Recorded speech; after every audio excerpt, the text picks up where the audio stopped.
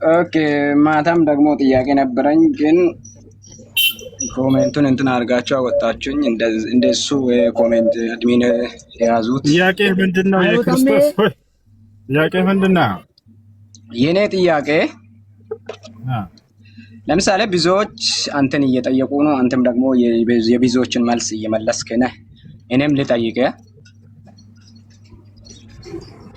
ለምሳሌ አንተን ወይንም የሙስሊም ሃይማኖት የእስልምናን ሃይማኖት ተከታዮችን በራሳችሁ ጊዜ በእግዚአብሔር ፊት የሚያቆም ጽድቅ አለ ወይ? ምንድነው ልጄ? ምንድነው እግዚአብሔር? ኦኬ ምንድነው እግዚአብሔር? እሺ አንተ የሚታመልከው ለምሳሌ አላህ ነህ። አላህ ብለህ እኛ እግዚአብሔር ነው ብለን የምንጠራው አንተ አላህ ትላለህ። እናንተ አላህ ብላችሁ ነው። ምንድነው እግዚአብሔር ነው ጥያቄው። አሁን ክርስቶስ ኖ እያጣማምክ ነው እኮ እኔ የጠየቅኩትን መልስ። አንተ ለምሳሌ አንተ የምታመልከው አምላክ የት ነው ያለው? እሺ ወይኔ በፈጣሪ እግዚአብሔር ምንድነው? አንተ አንዱ አምላክ ብለህ የምታመልከው በአንዱ ፊት ለምሳሌ እኔ እግዚአብሔር የሚባል አምላክ አላውቅም። በዚህ ማንን ነው የምታመልከው? አትናታ ችግር የለውም እኮ እየተጫወተን እኮ ለእውነታ እንጂ ለሃይማኖት አይደለም የቆመ ነው። አንተም አሁን ወደ መልሱ ግባ። እግዚአብሔር ምንድነው?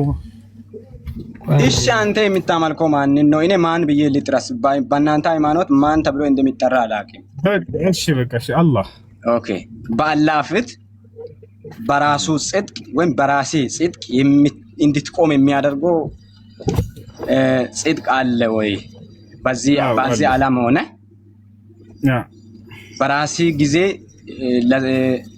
ለምትፈልገው ነገር ለመጠየቅ በራሴ ጊዜ በአላህ ፊት ቆማ የሚጠይቀው ጽድቅ አለ ወይ? አለ። ኦኬ እሺ አለ ብለሃል። እኔ ግን ለኔ ጽድቅ ከክርስቶስ ውጪ በራሴ ጽድቅ እንደሌለኝ አምናለሁ። እናንተ አለ ብለሃል። ሃይማኖት ምን አመጣ? ስለ ክርስቶስ ስለ አላህ ጠየቅከን፣ መልሱን ሳትሰማ ሳትረዳ። እኔ ግን በክርስቶስ ጽድቅ አለኝ። ስለ ክርስቶስ ደግሞ እናወራለን። ኦኬ ቅድም እግዚአብሔር ብዬ ስጠይቅህ ጊዜ እግዚአብሔርን ስላነሳ ተው አትጠይቀኝ። እግዚአብሔርን ስላንተ አምላክ ንገረኛ። አሁን ስለ እስላም ጨርስና ከዛ ደግሞ ስለ ክርስትና እናወራለን። ገብቶሃል አይደል? ኦኬ ይሄ ነው። እሺ አለ ብለኛል። እንዴት? ለምሳሌ ሰው በዓለም እስካለው ድረስ ኃጢአተኛ ነው። ኃጢአቱን በምን ሸፍነ ነው በአላህ ፊት በጽድቅ የምትቆመው? አላህ ኃጢአትን አያውቅም። በእርሱ በአላህ ማመንና እርሱ በእርሱ በማመናችን ችግር የለውም። ውስጥ ነው እርሱ ባዘዘን ትእዛዛት በመሄዳችን ምክንያት አላህ በቁርአን ላይ ሲናገር ምን አለ መሰለህ?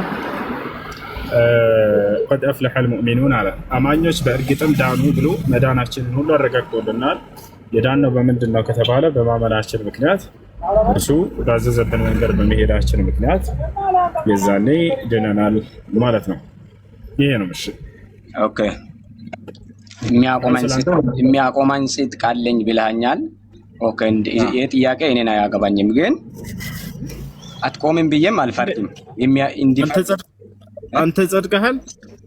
አንተ በክርስቶስ ጻድቅ ነኝ በራሴ አይደለም። ከምንድን ነው የጸደቀው? እንዴት ጸደቅክ አንተ? እንዴት ጸደቅከኝ ካልክ ከዘላለም ሞትና ከኃጢአት ሞት። ኃጢአት የትኛው ኃጢአት? ኃጢአት ማለት የሰው ልጅ መጀመሪያ የሆነ አዳም በእግዚአብሔር ፊት ከገነት ከመባረሩ የተነሳ በሰውና በእግዚአብሔር ወይንም አንተ አለ ብለህ በሚታመልከው መሃል ጥላቻና ስለ ክርስትና ስታስረዳ አላህ የሚለውን ፍታሽ ወይ አንድ ናቸው ብለህ ከመንክ ችግር የለው። ቆይ አንዴ ለአንተ አላህ ብለህ አስረዳ መጽሐፍህን ይዘህ ስለ እምነትህ። እሺ ልክ እኔ ቅድም ስለ እምነቴ ማስረጃ ሰጥቼ እንዳስረዳሁት እኔ እኮ ስለ ራሴ ሃይማኖት አንተ ሲጠይቀኝ ይመልሳለሁ እንጂ ስለ ራሴ ሃይማኖት ለአንተ አላስረዳም። አላህ ብለህ የምትጠራው ምናምን ብለህ አትበል አልኩህ። ይኸውልህ እግዚአብሔር ብለህ ጀመርክ አይደለ? አስረዳ እምነትህን። ችግር የለም። እኔ አላህ ብዬ ለመጥራት የመጀመሪያ ቀን ስለሆነ እኮ ነው። እሺ በቃ ችግር የለም። አሁን ተውና አላህ የሚለውን እምነትህን በመጽሐፍህ በማስረጃ ልክ እንደኔ እየጠቀስክ አስረዳ። እሺ ኦኬ አንተ አላህ እያልክ ሂድ፣ እኔ ደግሞ እግዚአብሔር ብዬ እነግርሃለሁ። አትናደድ፣ ችግር የለም። በፒስ አትናደድ የሚለውን ቃል ተው ዘለቀ። ዝም ብለህ ማስረጃህን አስቀምጥ ብቻ ነው የተባልከው። ኦኬ እሺ ሌላም ጥያቄ ልጠይቅህ። ቆይ መቼን ጨረስክ? መጀመሪያ እኔ እኮ አንተ ከምንድን ነው የዳንከው? እንዴት ልትድን ቻልክ? ዘላለም ሞት። የትኛው ነው የዘላለም ሞት? ሰው አንድ ሰው በስጋ ከሞታ በኋላ ትንሣኤው የሚባል ነገር እንዳለ መጽሐፍ ቅዱሳችን ይናገረናል። ኃጢአት ሰርተህ ነው መጀመሪያ? ከየትኛው ኃጢአት ነው? እንዴት ዳንክ? የትኛው ኃጢአት ሰርተህ እንዴት ዳንክ? ኃጢአተኛ ነኝ። የትኛውን ኃጢአት? ከየትኛው ኃጢአት? ያው ኃጢአት ምክንያት እኔ የአዳም ዘር ስለሆን አዳም በሰራው ኃጢአት አንተም ኃጢአተኛ ሆንክ ማለት ነው። ዓለምና እግዚአብሔር እንደተጣሉ ዘፍጥረት መጽሐፍ እንደሚናገር፣ ምናልባት ዘፍጥረት መጽሐፍ በእናንተ እንደሚባል ባላቅም አዳም በሰራው ኃጢአት ነው አንተ ኃጢአተኛ የተፈረደብህ።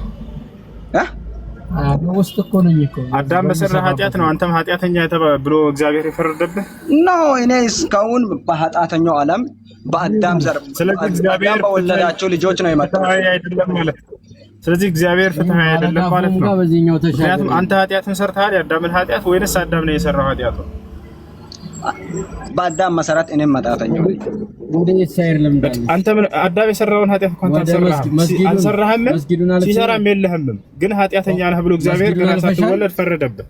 ይሄ ፍትህ ነው ብለህ ታምናለህ አንተ?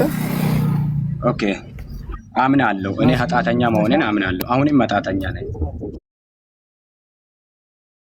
በጣም ጥሩ። ኃጢአት ማለት ነው? ኃጢአት ማለት ወደ ሞት የሚወስድ ነገር ነው። ሰው ከስጋ ወደ ምን ይወስዳል አይደለም ጥያቄ። ኃጢአት ማለት ትርጓሜው ምን ማለት ነው? ፍቺው ኃጢአት ምንድን ነው? ሕግ መተላለፍ ሁሉ ኃጢአት ነው። ሕግ መተላለፍ። በጣም ጥሩ። ስለዚህ ሕግን መተላለፍ ማለት ሕግን መተላለፍ ማለት ነው። እንደሱ ከሆነ አዳም በሰራው ኃጢአት ምክንያት እኛም ኃጢአተኛ ተብለናል ስትል ጊዜ አዳም የተላለፈውን ሕግ አንተ ተላልፈሃል ወይስ አልተላለፍክም? ወደ መብራቱ ነው ወደ ኋላ ነኝና ከመብራቱ ላይ ግን ኦኬ አንተ ለምሳሌ ከቤተሰቦች ወይም ከአባቴ ዘር ከአባቴ የሚደርሰው ድርሻ የሚባል ነገር የለም። በራሳችሁ ቤት አንተ ለምሳሌ የሚባል ምሳሌ አይደለም። ይኸውልህ መጽሐፍን መሰረት አድርገህ እምነትን አስረዳ። ኃጢአት ብሎ ማለት ሕግን መተላለፍ ማለት ነው አልከኝ። ተስማማ። በጣም ጥሩ። ስለዚህ አንተ ኃጢአተኛ ትባል ዘንድ በአዳም ምክንያት አዳም የተላለፈውን ሕግ አንተ ተላልፈሃል ወይ?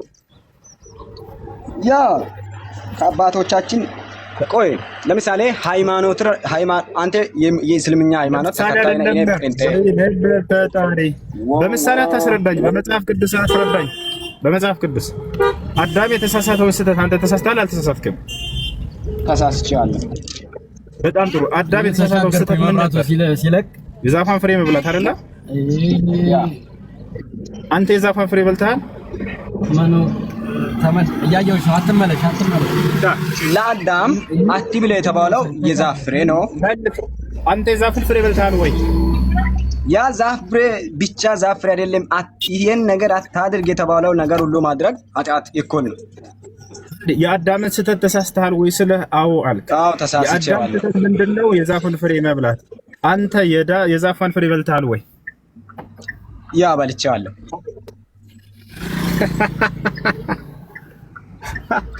አንተ በገነት ውስጥ ነበርክ ከአዳም ጋር የዛፏን ፍሬ በልተሃል ነበር? እኔ ጠያቂ ሆኜ ሲመጣ እንዴት ነው እንደገና ጠያቂ የምትሆነው? የኔን ጥያቄ መልስልኝ በመጀመሪያ። ወይ በቃ ተገኝተሃል። ወደ ሌላ አትሂድ። እኔ ሊጠይቅ ነው የገባው። ጥያቄ አለኝ ስጠይቀኝ በገነት ውስጥ ነበርክ አልነበርክም? ከአዳም ጋር ፍሬውን በልቻለሁ ብለሃል። ስለዚህ አንተ በገነት ውስጥ ትኖር ነበር ማለት ነው አይደል? አብረህ ከዛ የዛፏን ፍሬ በልተሃል። ጌታ ሰው ይሄ ነው የክርስትና የእምነት መሰረት። ስህተት መሆኑን የምትረዱት ከዚህ ነው። ኦኬ ተረጋጋ። አትፍረዳ። እኛው አንተም ፈጣሪ ነን ፈጣሪ አይደለም። አትደረብ ቃል ጊዜ የክርስትና እምነት መሰረቱ ምን መሰላችሁ? አዳም የሚባልን ሰው አምላክ ፈጠረ ይላሉ እግዚአብሔር። ከዚያም ገነት ውስጥ ሂድና ግባ አለው። ብላ ጠጣ እንደፈለክ፣ ከዚች ከዛፍ ግን እንዳትቀርብ አለው። ከዚያም አዳም ያችን ትእዛዝ በመተላለፍ ፍሬዋን እንደላ ኃጢአትን አደረገ። ከዚያስ የአዳም ልጆች ሁሉ እንዳለ ኃጢአተኛ ብሎ እግዚአብሔር ፈረደባቸው። ተመልከቱ፣ ፍትሃዊ እንዳልሆነ እግዚአብሔር የምትረዱት። ኃጢአት ብሎ ማለት ምን ማለት ነው ብላችሁ ስትጠይቋቸው ኃጢአት ማለት ሕግን መተላለፍ ማለት ነው ይሏቸዋል። ትክክለኛ ትርጓሜ ነው። እስማማለሁ። ታዲያ አዳም የተላለፈውን ህግ እናንተ ተላልፋችኋል ወይ? ላ አልተላለፍንም ይሏቸዋል። እሺ ኃጢአቱን ሲሰራ ከአዳም ጋር ሰርታችኋል ወይ? አልሰራንም። እሺ ቢያንስ ባትሰሩ በቦታው ነበራችሁ ወይ? አልነበርንም በጭራሽ። ታዲያስ ግን በቃ ኃጢአተኛ ብሎ እግዚአብሔር ፈርዶባቸዋል። አምላክ እንዴት ሰዎችን ፈተና ባላቀረበላቸው ነገር ልጆችን አባታቸው ሰርቷልና ኃጢአት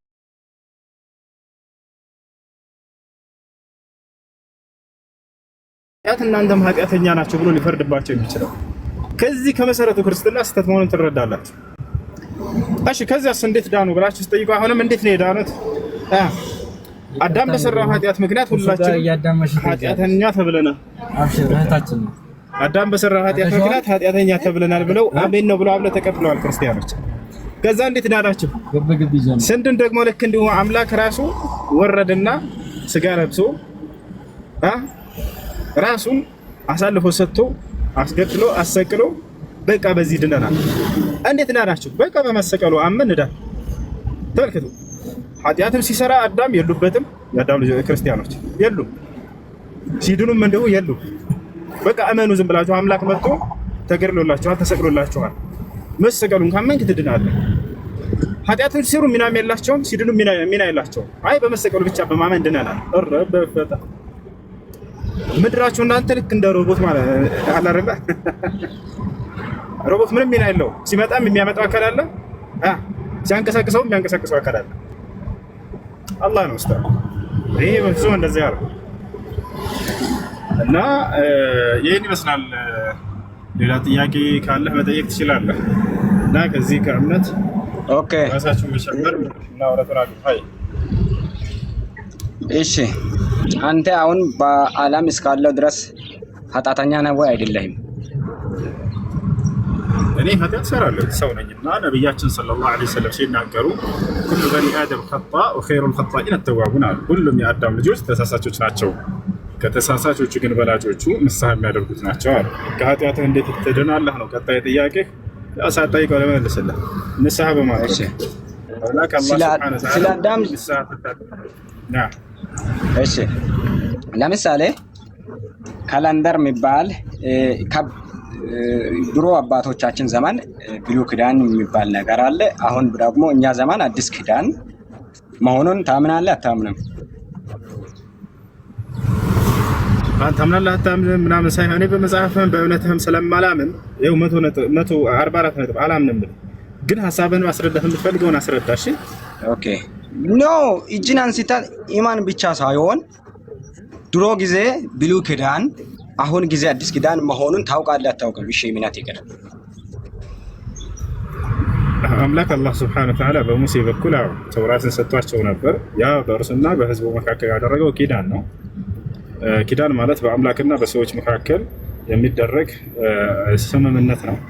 ስለዚህ አምላክ አላህ ሱብሓነሁ ወተዓላ ለሙሴ ህዝቦች ኪዳንን አውርዶላቸው ነበር። ከዚያ በኋላ ለነብዩ ሰለላሁ ዐለይሂ ወሰለም እና ደግሞ ማነው ለኢሳና ለህዝቦቹ ደግሞ ኪዳኑን አውርዶላቸው ነበር። ኢንጂል የተባለ አዲስ ኪዳን አውርዶላቸው ነበር። ትክክል። ነገር ግን ለዚህ ዛሬ እነዛ ኪዳኖች አሉ ወይ ከተባለ እጅህ ላይ ያሉት የሆኑ አይሁዶች ተነስተው የጻፉት መጽሐፍ እንጂ በፍጹም አምላካችን አላህ ለሙሳና ለኢሳ የሰጣቸው ኪዳኖቹ አይደሉም ነው። አሁን ላይ ትልቁ ኪዳን ምንድነው? እስከ ዘመኑ ፍጻሜ ድረስ ለሚመጣው ህዝብ ቁርአን የሚባልን ኪዳን አምላክ አላህ ለነብዩ ሰለላሁ ዐለይሂ ወሰለም ገልጦላቸዋል። አይ ኦኬ ለምሳሌ ድሮ ጊዜ ብሉይ ኪዳን ከነበረበት በምን ክስተት ነው? ምን ተከስቶ ነው? ዓለም ይኸው አልተቀየረም። ያው የመጀመሪያ ዓለም ነው። ከዚህ ዓለም እንደገና አዲስ ኪዳን ተብሎ የተሰየመው ለምንድን ነው? በምን ምክንያት ነው? ለምሳሌ ምን ተፈጥሮ? ዓለም አልተቀየረም እንደነበረ ነው ማለት ያ ለምሳሌ ዓለም ከአዳም የአዳምም ዘመን ዓለም ይቺ ናት፣ የኛም ዘመን ዓለም ይቺ ናት። ስያሜው ብሉይ ኪዳን ከሚባልበት ወደ አዲስ ኪዳን እንዲባል የተቀየረው ምክንያቱ ምንድን ነው? እነዛ ሰዎች ለሙሳ የተሰጠውን መጽሐፍ ያለፉት ህዝቦች የሙሳ ተከታይ ነን የሚሉ ሰዎች መጽሐፉን በርዘውት ስለነበር አምላክ አላህ ሱብሓነሁ ወተዓላ ደግሞ አዲስ ኪዳን ለዒሳና ለህዝቦቹ እንጂል የሚባል መጽሐፍ አወረደላቸው። ማውረድ ግድ ስላለ ያ የተበረዘ ኪዳን ስለነበር ማለት ነው ኦሪት። ከዚያ በኋላ ግን ሰዎች የዒሳ የተሰጠውን መጽሐፍ ክርስቲያኖች ደግሞ መጥተው በረዙት። አምላክ አላህ ሱብሓነሁ ወተዓላ ከዒሳ በኋላ ለዘመኑ ፍጻሜ ድረስ የሚሆንን ኪዳን ቁርአንን አወረደላቸው። ያ አዲሱ ኪዳን በእኛ እጅ ይገኛል ማለት ነው።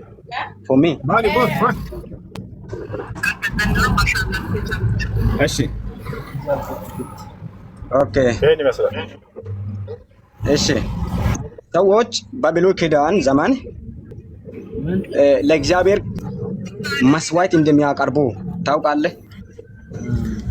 አዎ መስዋዕት ይቀርብ ነበር። አሁንም እኮ እናቀርባለን መስዋዕት፣ ችግር የለም። ያ መስዋዕቱ በአዲስ ኪዳን ዘመን የቆመበት ምክንያቱ ምንድን ነው? ለምሳሌ ያኔ ሰው ልጅ ለእግዚአብሔር ደም ያለበትን ነገር አምጥቶ ከራሲ ጽድቅ ይቅር ይበልጥ እንኳ ደም ያለበትን ነገር እየረጫ በብዙ መንገድ ለእግዚአብሔር ይሰዋ ነበረ።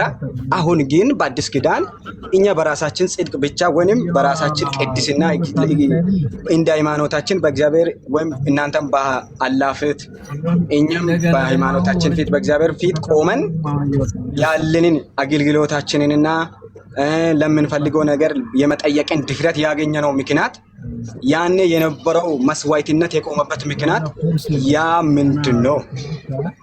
አልቆመም። እስከ ዘመኑ ፍጻሜ ድረስ መስዋዕት አለ፣ መስዋዕትን እናቀርባለን እኛ። አንተ ግን ሐሳብህ ምንድነው? አምላክ ኢየሱስ ክርስቶስን ቤዛና መስዋዕት አድርጎ በቃ በሱ ላይ አድርጓል ልትል ፈልገህ ነው። አምላክ የትኛውን ቦታ መጽሐፍ ቅዱስ ላይ የሰው ደምን አይፈልግም። ደም መጣጭ አይደለም አምላክ። የሰው ደም አይፈልግም አምላክ። የሰውን ደም የሚፈልጉ ጣዖታውያኖች የሚያመልኳቸው አማልክቶቻቸው ናቸው። ይሄ ያለ መጽሐፍ ቅዱስ ላይ። እናንተ ግን የነብያትን አምላክ ልክ እንደ ጣዖታውያን አምላኪዎች አደረጋችሁት። የሰውን ደም የሚፈልግ አደረጋችሁ። አንድ ንጹህ የሆነን ክርስቶስ ካልተገደለ አንድንም አላችሁ።